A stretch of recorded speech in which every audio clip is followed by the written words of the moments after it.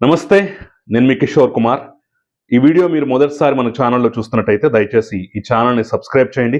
అదేవిధంగా కింద మీకు హైప్ బటన్ కనిపిస్తే దాన్ని ప్రెస్ చేసి మాకు పాయింట్లు ఇవ్వటం కూడా అస్సలు మర్చిపోకండి. మీ ప్రోత్సాహమే మాకు కొండంత బలం. ఈరోజు శనివారం. వెంకటేశ్వర స్వామికి చాలా ఇష్టమైన రోజు అంటారు. వెంకటేశ్వర స్వామి దేవాలయాలకు కూడా భక్తులు పెద్ద సంఖ్యలో పోటెత్తుతూ ఉంటారు. అలాంటి ఆ స్వామివారికి ఇష్టమైన రోజునే ఈ అంశం గురించి మాట్లాడటం, ఈ అంశం గురించి ప్రపంచానికి తెలియటం, దీని గురించి విశ్లేషణ చేయటం అనేది నిజంగా నాకు కూడా మనసులో ఎక్కడో చిన్న బాధ అనిపిస్తుంది. మేము మొదటి నుంచి చెప్తూనే ఉన్నటువంటి అంశం, కల్తీ నెయ్యి కేసులో దారుణంగా వ్యవహరించారు. కల్తీ నిజమే, వాస్తవమే అని చెప్పేసి పదే పదే అనేక సందర్భాల్లో చెప్పినటువంటి మాటలు ఈరోజు నిజమయ్యాయి. సిట్ తన ఛార్జ్షీట్ 600 పేజీలకు పైగా ఛార్జ్షీట్ని నిన్న నెల్లూరు కోర్టులో దాఖలు చేసింది. అందుట్లో విస్తుపరిచేటటువంటి వాస్తవాలను కూడా చెప్పినటువంటి పరిస్థితి. సిట్ తన నివేదికలో తుది ఛార్జ్షీట్లో ఏ అంశాలు ఇచ్చింది, ఈ కల్తీని ఏ విధంగా డిఫైన్ చేశారు వాళ్ళు అనేది నేను పూర్తిగా వివరించే ప్రయత్నం అయితే ఈ వీడియోలో చేయబోతున్నాను. కాబట్టి మీరు మొత్తం చూడండి. చూసిన తర్వాత, అంటే ఈ అంశాలని తెలుసుకున్న తర్వాత ఈ దుర్మార్గుల్ని, ఈ నీచుల్ని, ఈ పాపాత్ముల్ని ఏం చేయాలో కమెంట్ రూపంలో తెలియజేయడం మాత్రం అస్సలు మర్చిపోకండి. సో ఒక్కసారి మనం చూసినట్టయితే కూటమి ప్రభుత్వం అధికారంలోకి వచ్చిన తర్వాత ఏం జరిగింది అనేది ఒక్కసారి ఒక ఆర్డర్లో వద్దాం. కూటమి ప్రభుత్వం అధికారంలోకి వచ్చినటువంటి కొత్త రోజుల్లోనే, తొలి రోజుల్లోనే చంద్రబాబు నాయుడు ఒక సమావేశంలో ఒక బాంబు లాంటి వార్త బయటపెట్టారు. ఏంటయ్యా అంటే, తిరుమల తిరుపతి దేవస్థానానికి సంబంధించి భక్తులు పరమ పవిత్రంగా భావించేటటువంటి లడ్డూను కూడా వీళ్ళు కల్తీ చేశారు జగన్మోహన్ రెడ్డి హయాంలో. జంతు కొవ్వును వాడినట్టుగా మాకు తెలిసిందని చెప్పేసి ఆయన ఒక బాంబు లాంటి వార్త బయటపెట్టారు. వెంటనే రాష్ట్రంతో పాటు దేశవ్యాప్తంగా, ప్రపంచవ్యాప్తంగా గగ్గోలు మొదలైంది. నిజమా, అలా చేశారని చెప్పేసి ఒక పక్క, ఇంత దుర్మార్గకరమైన ఆరోపణలు చేస్తావా చంద్రబాబు అని చెప్పేసి మరో పక్క, రాజకీయంగా చంద్రబాబు ఎంతకైనా దిగజారుతాడని చెప్పేసి గుమ్మడికాయల దొంగలు భుజాలు తడుముకున్నట్టుగా ఓ పక్క సుబ్బారెడ్డి, ఓ పక్క కరుణాకర్ రెడ్డి వంటి వాళ్ళు ప్రెస్ మీట్లో వేరంగం చూశారు. అయితే నేను చెప్పడానికి ఏదో ఉత్త గాలి మాటల ఆధారం కాదు, ఇదిగో రిపోర్ట్ అని చెప్పేసి ఎన్డీడీబీ, ప్రతిష్టాత్మక సంస్థ అయినటువంటి ఎన్డీడీబీ ఇచ్చినటువంటి రిపోర్ట్లో ఆయన కోట్ చేసిన అంశాలు ఆ రిపోర్ట్ను బయటపెట్టారు. అందుట్లో స్పష్టంగా ఉంది. ఏముందంటే, ఇది కల్తీ జరిగింది. బీఫ్ టాలో, లార్డ్, పామ్ ఆయిల్ లేదా వెజిటబుల్ ఆయిల్స్, ఈ మిశ్రమాల్లో ఏదో ఒకటి కలిపి ఉండొచ్చు, లేదంటే అన్నీ కలిపి ఉండొచ్చు. ఏదో రకంగా దీన్ని కల్తీ చేశారు, ఇది స్వచ్ఛమైన నెయ్యి కాదు అని చెప్పేసి ఇచ్చినటువంటి రిపోర్ట్ని బయటపెట్టారు. ఆ రిపోర్ట్ తర్వాత కోర్టులకు వెళ్ళటం, రకరకాల ప్రయత్నాలు చేయటం, చివరికి ఆంధ్రప్రదేశ్ ప్రభుత్వం ఇచ్చిన సిట్ను కూడా రద్దు చేసి సుప్రీంకోర్టు ఉమ్మడి సిట్, అంటే కేంద్ర ప్రభుత్వంలో సిబిఐలో ఉన్నటువంటి 2 అధికారులు, రాష్ట్ర ప్రభుత్వం సూచించే 2 అధికారులు, ఎఫ్ఎస్ఐ సంబంధించినటువంటి ఒక అధికారి, దాంతోపాటు ఇంకా పోలీసులు, ఆ వ్యవస్థ యంత్రాంగం సహాయం తీసుకోవచ్చని చెప్పేసి వీళ్ళందరినీ ఒక సిట్గా ఫామ్ చేసి సిబిఐ డైరెక్టర్ చేతికి తాళాలు ఇచ్చి, సిబిఐ పర్యవేక్షణలో, సుప్రీంకోర్టు పర్యవేక్షణలో ఇదంతా జరుగుతుందని చెప్పేసి స్పష్టంగా ఒక సిట్ని ఫామ్ చేసింది. ఆ సిట్ని ఫామ్ చేసిన తర్వాత వాళ్ళు తాజాగా ఇది నెయ్యి కాదు, కల్తీ పదార్థమే అని చెప్పేసి క్లియర్గా మెన్షన్ చేస్తూ ఈరోజు తుది నివేదికను కూడా ఇచ్చారు. 14 నెలల పాటు ఆ సిట్ దర్యాప్తు చేసింది. 12 రాష్ట్రాల్లో సోదాలు జరిపింది. అందుట్లో దాదాపుగా 36 మందిని దోషులుగా తేలుస్తూ, నిందితులుగా తేలుస్తూ తన తుది నివేదికనిచ్చింది. దాదాపు 60 లక్షల లీటర్ల నెయ్యి లాంటి పదార్థాన్ని సరఫరా చేశారు. ఆ కల్తీ పదార్థంతో 2019 నుంచి 24 మధ్య కాలంలో దాదాపుగా 20 కోట్ల లడ్డూలు తయారు చేశారు. ఆ 20 కోట్ల లడ్డూలు సరఫరా చేశారు. భక్తులు ఆ ప్రసాదాన్ని తీసుకున్నారు. ఆఖరికి అయోధ్యలో పరమ పవిత్రమైనటువంటి శ్రీరాముడి విగ్రహ ప్రతిష్టాపన సందర్భంగా కూడా టీటీడీ నుంచి 1,00,000 లడ్డూలు వెళ్ళాయట.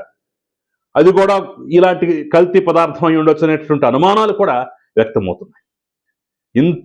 ఇన్ని కోట్ల మంది మనోభావాలను గాయపరిచినటువంటి దుర్మార్గుల్ని ఏం చేయాలనేది అయితే ఈరోజు ఖచ్చితంగా ప్రభుత్వాలు తేల్చాలి, కోర్టులు తేల్చాల్సినటువంటి అవసరం అయితే ఈరోజు స్పష్టంగా తెలుస్తోంది. ఏంటంటే, పామాయిలు ప్లస్ రసాయన పదార్థాలు ఈ రెండిటి కలయిక అంటే పామాయిల్ని తీసుకున్నారు.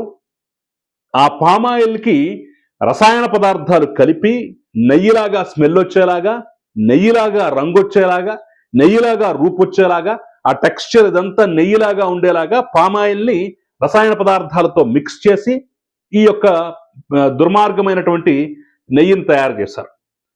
దీనికి సూత్రధారి కర్త కర్మ క్రియ బోలేబాబా డైరీ, తమిళనాడులో ఏఆర్ డైరీ, అదేవిధంగా ఆంధ్రప్రదేశ్లో ఉన్నటువంటి వైష్ణవి డైరీ, వీటితో పాటుగా మరికొన్ని డైరీలు, మొత్తం 5 డైరీలు కలిసి ఈ దుర్మార్గానికి పాల్పడ్డట్టుగా తెలుస్తోంది. ముఖ్యంగా ప్రధాన సూత్రధారి బోలేబాబా డైరీ అంటున్నారు. వాళ్లకు కనీసం అసలు ఆవు పాలు తీసుకునేటటువంటి ఇదే లేదు. ఆ డైరీ కింద కనీసం ఒక్క ఆవు కూడా లేదు. 1 లీటర్ ఆవు పాలు కూడా సేకరించరు. అయినా సరే వాళ్ళు నిస్సిగ్గుగా, నిర్భయంగా, నిర్భీతిగా ఇదిగో ఆవు నెయ్యి అని చెప్పేసి కొన్ని లక్షల కేజీలు సరఫరా చేశారు. ఆ పాపంలో Dindigul AR dairy, Vaishnavi dairy కూడా భాగస్వాములయ్యాయి. ఎంత దుర్మార్గం! అయితే ఈ దుర్మార్గం కేవలం డైరీల మీద, అదేవిధంగా టీటీడీ అధికారుల మీద తోయటానికి వీల్లేదు. ఎందుకంటే 12 మందికి పైగా టీటీడీ అధికారులను ఈరోజు దోషులుగా చిత్రీకరిస్తూ, నిందితులుగా చిత్రీకరిస్తూ వాళ్ళని ఛార్జ్షీట్లో పెట్టడం జరిగింది.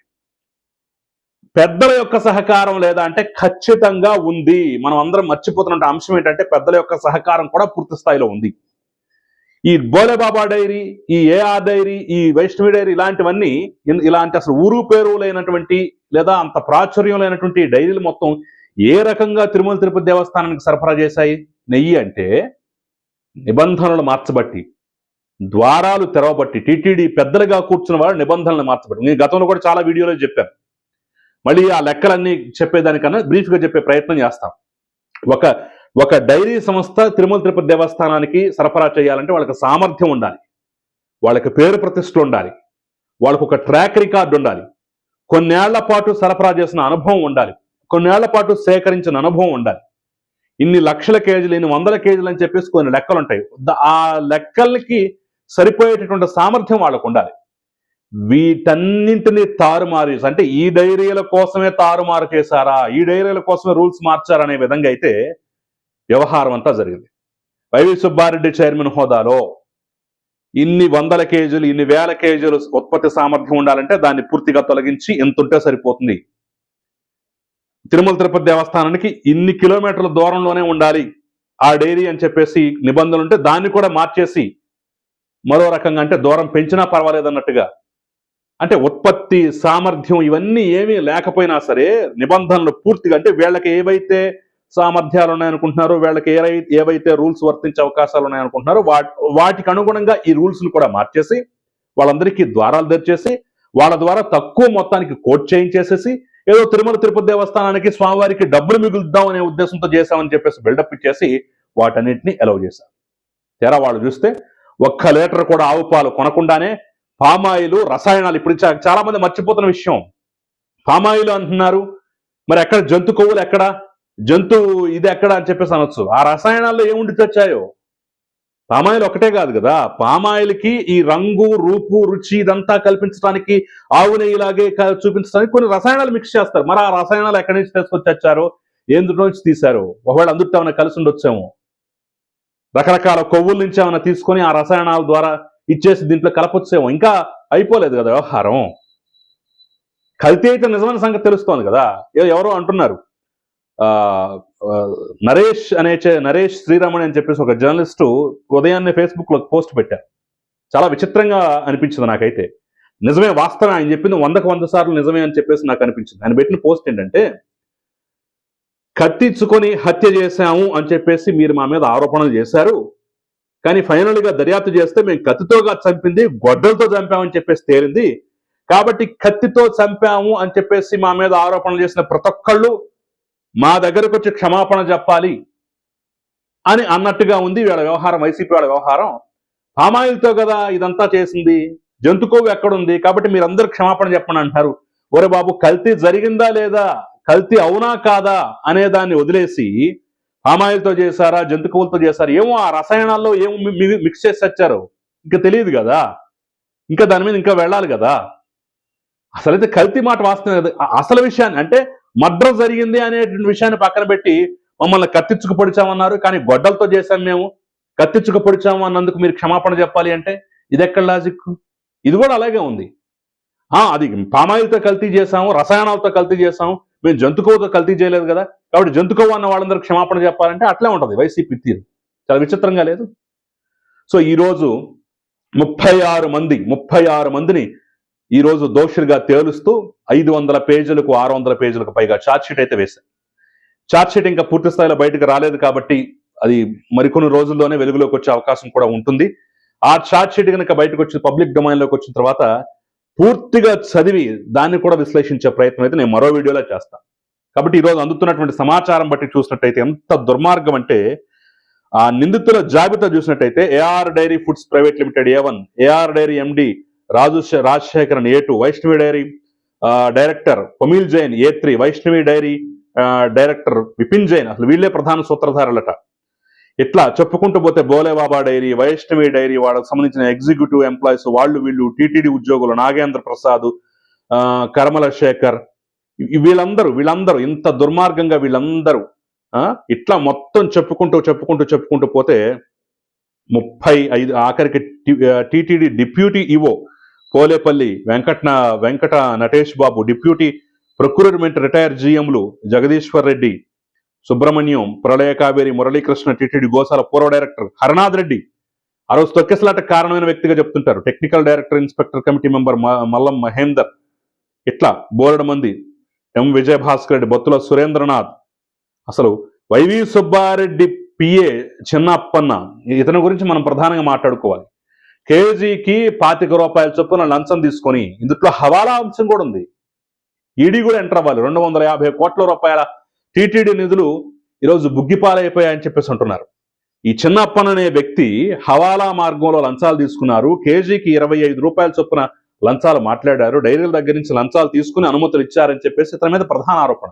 అసలు ఇతను అరెస్ట్ అయిన దగ్గర నుంచి కేసు మలుపు తిరిగింది. ఇప్పటి వరకు స్తబ్దుగా ఉన్నది కాస్త ఇతన్ని పట్టుకోవటం, ఇతను అరెస్ట్ అవటం, ఇతని అకౌంట్లో కూడా కోట్ల రూపాయలు బయటపడ్డాయని తెలియటం, ఇవన్నీ సుబ్బారెడ్డి వంటి వాళ్ళని, ధర్మారెడ్డి వంటి వాళ్ళని, వీళ్ళందరినీ కూడా విచారించారు. పాపమైతే దాగలేదు, పాపమైతే బట్టబయలైపోయింది. అది లడ్డు కల్తీ జరిగిన మాట వాస్తవం, 100% వాస్తవం. తిరుమల తిరుపతి పవిత్ర ప్రసాదాన్ని కల్తీ చేసినటువంటి ఈ దుర్మార్గుల్ని ఖచ్చితంగా కఠినంగా శిక్షించాలి. ఇందులో ఎలాంటి మొహమాటానికి తావులేదు. ఇక వాళ్ళు చెప్పుకోవచ్చు మీరు జంతు కొవ్వు అన్నారు, మేము అంత దారుణంగా కల్తీ చేయలేదు, కొంచెం లైట్గా కల్తీ చేసాం, లైటర్ వేలో కల్తీ చేసాం అని చెప్పి సిగ్గు లేకుండా మాట్లాడవచ్చు. కానీ కల్తీయే మహాపాపం. అందుట్లో పాపాల్లో కూడా గ్రేడ్ 1లో చేసామా, గ్రేడ్ 2లో చేసామా, గ్రేడ్ 3లో చేసామా అనేది అప్రస్తుతం. ఆ రసాయనాల్లో ఇంకేముండి చచ్చిందో తెలుసుకోవాలి. ఖచ్చితంగా ఇందుట్లో కారకులైన పెద్దల పాత్ర ఇంకా పూర్తి స్థాయిలో మరి బయటకు వచ్చినట్టు లేదు. సుబ్బారెడ్డి వంటి వాడు మరి ఆ రోజు ఎందుకు నిబంధనలు మార్చారు, ఎందుకు వీళ్ళందరూ రావటానికి, నందిని డైరీ వంటి వాడిని ప్రతిష్టాత్మక డైరీని పక్కన పెట్టి వీళ్ళందరూ రావడానికి ఎందుకు నిబంధనలు సాధించి ద్వారాలు తెచ్చారు తేలాలి. ఇందులో ఈ పాపంలో భాగస్వాములైన ప్రతి ఒక్కళ్ళు శిక్షించబడాలి. ఇది వైసీపీకి ఈ జన్మకు కడుక్కోలేని పాపంగా మిగిలిపోతుంది. సో మరి ఈ అంశం పట్ల మీరు ఏమనుకుంటున్నారనేది నా కమెంట్ రూపంలో తెలపండి. Thank you very much.